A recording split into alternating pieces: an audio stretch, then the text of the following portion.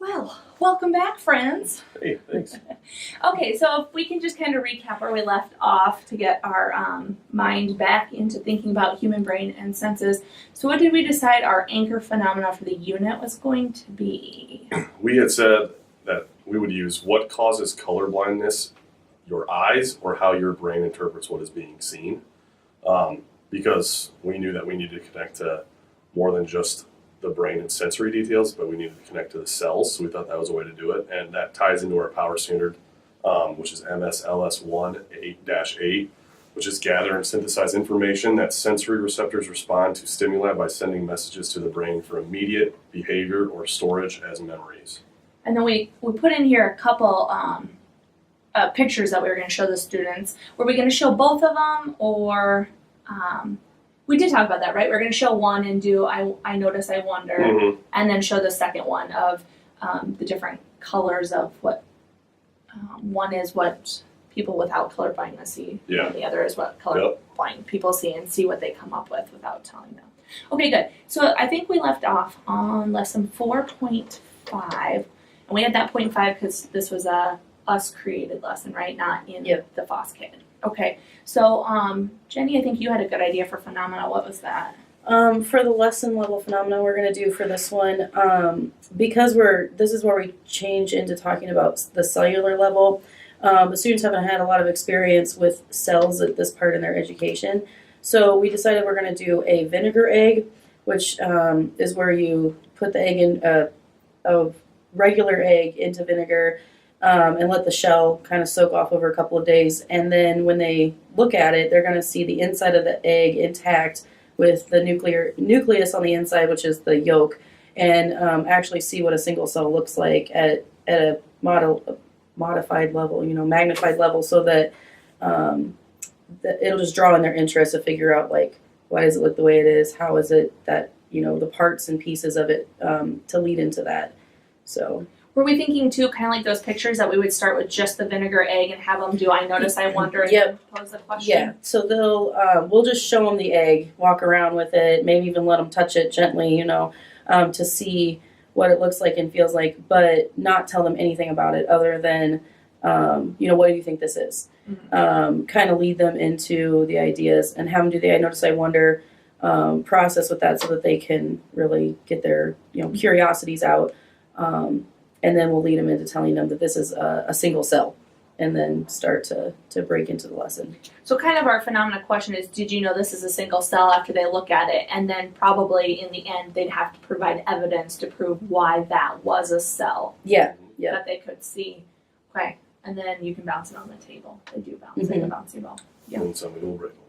Right, that's the whole point. Do it at the end, Mr. Easton. Okay, and so what does this lesson, what are the content focus, what do we want the students to take away from learning about a single cell? We want them to know we attach this to MSLS1-2, which is a supporting standard, and it talks about the different parts of this, like the structures of the cell, not necessarily the functions of those, but we will address some of those within the lesson. But so we want them to know the parts of the cell, some of the functions, but we will not assess that specifically, but we do want to give them a basis for that. We want them to be able to create a model of animal or plant cells to be able to, show sort of the way that looks and how it works, a cell. And then we're also going to do like a comparison between a 2D and a 3D model in some fashion with the students as well. Okay. Well, great. Then we'll carry on to our next investigation. So, now that we have laid out the whole unit, we're going back through and seeing what dimensions we are going to focus on in each investigation. So, if we go back to that investigation 4.5, where we're looking at single cells, what is our task again? The students are going to do what? So, after the phenomenon, the kids are actually going to create models to show 2D and 3D models to show the structure of plant and animal cells, and then they may or may not be able to discuss about the functions, but again, we're not assessing that. We're just going to introduce it to them. Okay. And we had talked that we know that in every single one of them, we're going to have them ask questions due to our phenomena and what we notice, what we wonder. So that one we're not writing down as our focus for our science and engineering practices. So if we look at the list of science and engineering practices, what do we think the main focus or that we want to really make sure we're pointing out to students that they are doing? It's got to be developing and using models. Yeah, I agree. Yep. Okay. It's Because that's the entire format for and and in the standard, that's what it's asking us to do as well. Is there anything else that we think is strong, or is it pretty much just the develop and use models? They're again going to be obtaining information, but I feel like that one isn't going to be the focus of this. I think that's stronger in other pieces of investigations. And I know we did say later on in a couple of investigations that we were going to allow them to use their models to construct explanations and to synthesize and analyze. So this part will be carried on. Yeah, it'll become a tool later or a resource later. Okay, so we'll make sure that when we're teaching that we are very intentional about letting them know why and what we're doing with developing and using models. So then when we look at the cross-cutting concepts, what do you think tied to developing and using models that they'll be focusing on? I think structure and function. Yeah, not so much on the function, No, but it's definitely the structure. And the reason we're not focusing on function is because the standard doesn't read that we should do that in 6th grade. That's going to come later. We're just doing an introductory, some examples, but definitely the structure piece. It's how the cell is made up. I mean, technically, a little bit of systems because the cell is I was just going to say systems. that it leads into that. So we'll hit on it. It might not be as strong in this portion, but it will be foundational for later. And then I was wondering too, do you think that we'll have to talk about scale and proportion since we're talking about microscopic cells, but we are making them bigger? I think it'd be best practice to probably bring that in, especially for this being the magnified scale as opposed to. Okay. Before we've only really worked with shrinking things down as opposed to magnifying. magnifying. So I have that down, the structure and function, and I did put just in parentheses that structure is going to be our main focus. I think too, to kind of help the students along the way with the other ones too, within our packet, if we can insert the color coding with the ones, so not only are we saying it, but they see it on the bottom of the sheet, and we reinforce that they use it. And then with our posters, we have those icons. I've done with the elementary as well as when they're doing it. I put the icon and then what it is on the bottom so that they always can refer to what they're doing along with the teacher saying it. So they have a visual and auditory of it. Yeah. Just conversing. So now that we have our unit laid out, let's look at our power standard and we can create a proficiency scale. So it looks like we've already copied and pasted in that power standard. To get us focused again, it's gather and synthesize information that sensory receptors respond to stimuli by sending messages to the brain for immediate behavior or storage as memories. So when we look at this, we want to come up with what the students will do. So if we kind of take apart the 3 chunks, because remember our power standard is the 3 dimensions. There's a cross-cutting concept, disciplinary core idea, and a science and engineering practice. So if we look at the first part, it's gather and synthesize information. So what are we having our students do throughout this whole unit where they're gathering and synthesizing information? What do we want them to do by the end of this unit? Well, they're going to gather and synthesize information from multiple sources throughout. And in a variety of settings. Yeah, what were some of the ones again that we had? Because we can put that statement in so students can be very specific on knowing where they can get that information or where we've done these things. Yeah, we'll definitely have labs that they can draw on. We have lots of those. Notes that go with labs and other activities. Videos that they're going to watch throughout. You're going to build some models. Possibly even look at other models. And look at other, digital ones. Some articles that we bring in from outside sources. Yeah, that's good. Okay, so we'll put that in there, and then along with that, we'll just put in parentheses where we're going to make sure that we're doing it. So when we look at it daily, students will know that we had worked toward that standard. So then kind of the DCI part, or the disciplinary core idea, is that sensory receptors respond to stimuli by sending messages to the brain for immediate behavior or storage as memories. So along the way, we want them to, well, with that, are we doing throughout the unit? Well, we're focusing a lot on the structure and function of various pieces of that, like the eyes, the brain, the body system. So I think like obtaining and evaluating or communicating that information is going to be a big piece.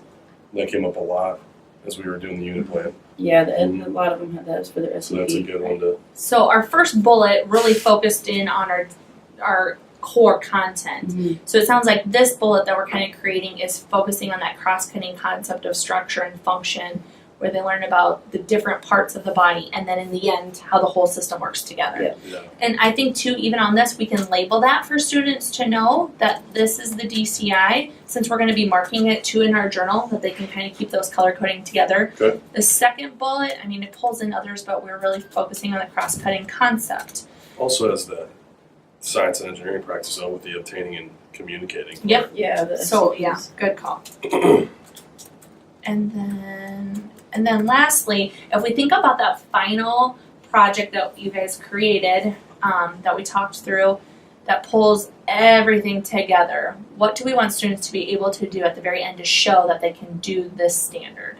Well, we want them to answer our anchor phenomena. Yeah. So we said we want to do that in the CER. Yeah. So construct an evidence-based argument to answer that question, which was what causes color blindness. Right. Yeah, they'll provide all their evidence and that explanation and So not only is it the CER, and again, we'll touch on the cross-cutting concept because they have to talk about structure and function, but remember the science and engineering practice is what students do. So by them constructing and writing, that bullet really is hitting on Their the SCPs. The SCPs. Yeah. So we'll put that in there too for them.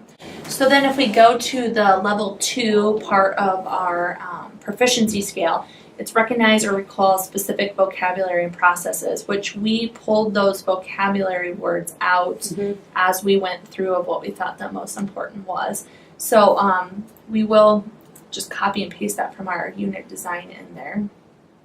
But I think maybe we should star too or bold for the students. The whole unit is really focusing on, I think you said these 3, right? Which 3 were they? Just unbold it so we can focus on the ones that we. What did you say? Structure, function, and system. yeah, Structure, function, and They- system. Yeah.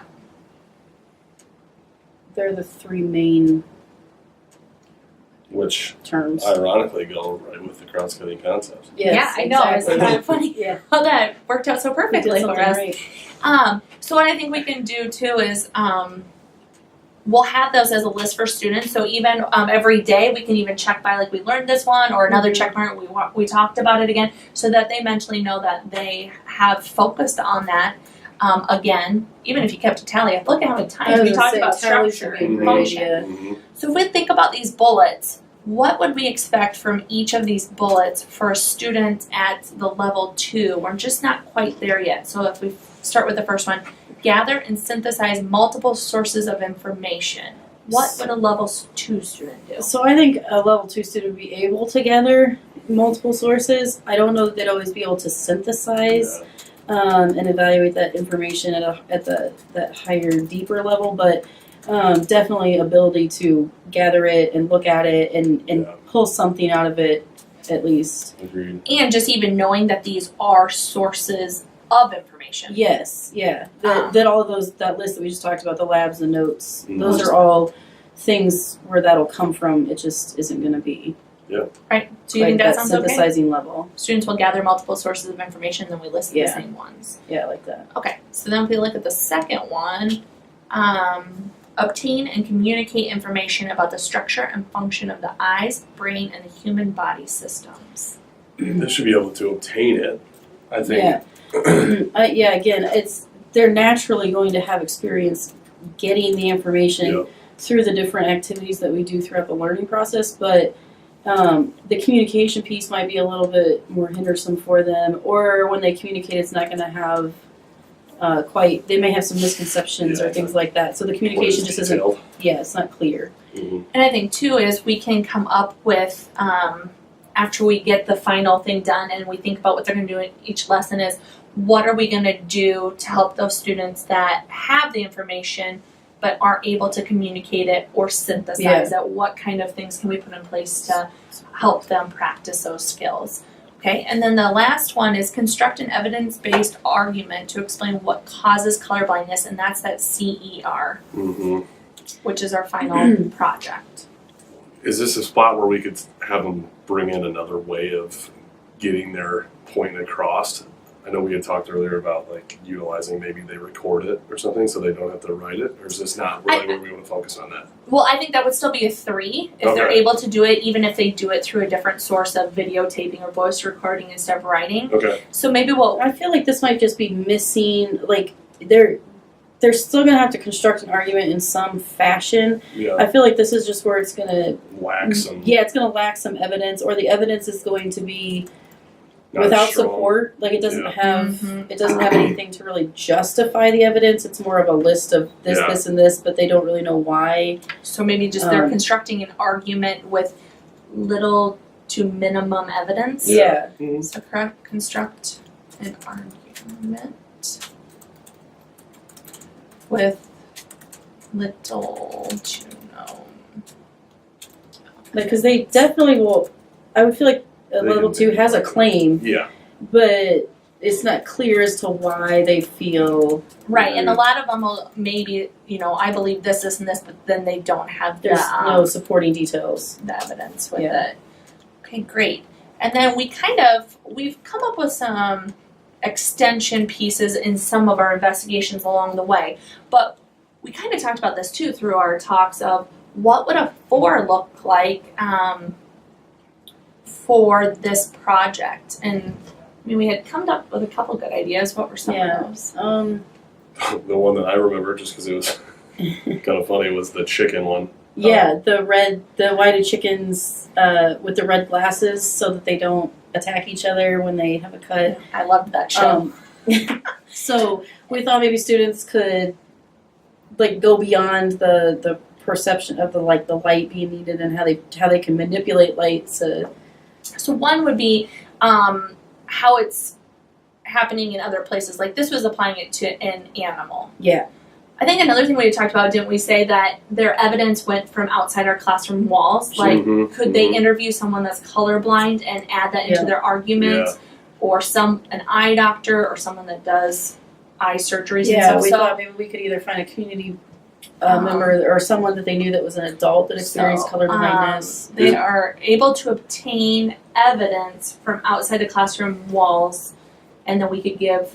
Remember, I think we talked about we didn't want to limit them by giving them too Yeah. specific. Yeah. But if we say outside the walls, like A community partners, member, yeah. in animals, in humans that you know, Mhm. Mhm. as in interviews. So how do we want to word that? So they can do all of 3. Well, there's even some plants that'll like bloom at night as opposed to Yeah. during the daytime Yep. based on the light sources, and so that's another avenue that could go for the life piece. So in addition to 3.0, students will be able to obtain evidence to support their claim. I know we talked about it being outside the walls, but is there even a part of it that could be outside of what we provide? Normal in terms class, of yeah. articles and things like Yeah. that? They Yeah. go out and do their own Outside of- research. Classroom. Yeah. Provided materials. Yeah. Because we're going to provide them with many of the sites they'll do research with, but And we'll give them some good articles, but there's plenty of stuff. and Oh there's yeah. yeah. So we could. Why don't we list that? So it could be community partners. It could be outside resources. Yeah. Slash research. Outside research. What else do? Research and what? Articles? Yeah. Yeah, and then we were going to make some connection about the animals or plant, like other life, Oh, yeah. Plants. like Other- other animals or plants that also. Or other living There you go. Yeah. Other living. things, and we can put in animals and plants Yeah. and or plants. Okay, great. So it looks like now we have completed our proficiency scale, so then we can go through and I know we did that pretty quick. Our brain is It in helps there. when you've got an expert on your side. Oh yeah. You're talking about Jenny, right? No, well, No, she's also an Absolutely. expert. So then No, we can next start week that proficiency scale. assessment creation.